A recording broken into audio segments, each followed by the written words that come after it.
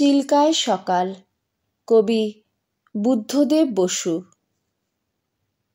কি ভালো আমার লাগলো আজ এই সকালবেলায়, কেমন করে বলি। কি নির্মল নীল এই আকাশ, কি অসহ্য সুন্দর, যেন গুণীর কণ্ঠের অবাধ উন্মুক্ত তান দিগন্ত থেকে দিগন্তে। কি ভালো আমার লাগলো এই আকাশের দিকে তাকিয়ে। চারিদিক সবুজ পাহাড়ে আঁকাবাঁকা, কুয়াশায় ধোঁয়াটে, মাঝখানে চিল্কা উঠছে ঝিলকিয়ে। তুমি কাছে এলে, একটু বসলে, তারপর গেলে ওদিকে। স্টেশনে গাড়ি এসে দাঁড়িয়েছে, তাই দেখতে। গাড়ি চলে গেল। কি ভালো তোমাকে বাসি, কেমন করে বলি।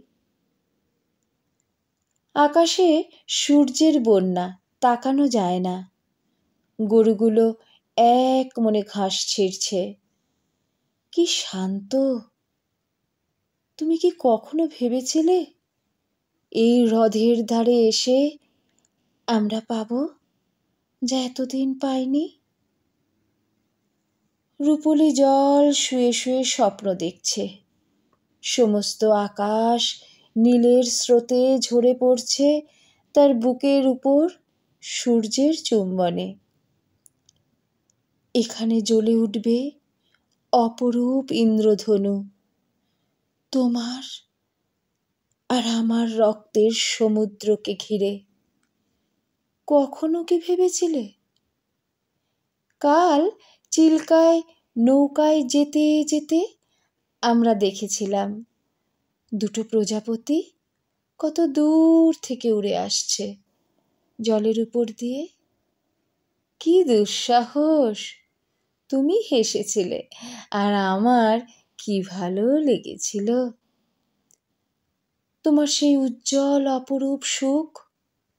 দেখো দেখো কেমন নীল এই আকাশ, আর তোমার চোখে কাঁপছে কত আকাশ, কত মৃত্যু, কত নতুন জন্ম। কেমন করে বলি। কি ভালো তোমাকে বাসি।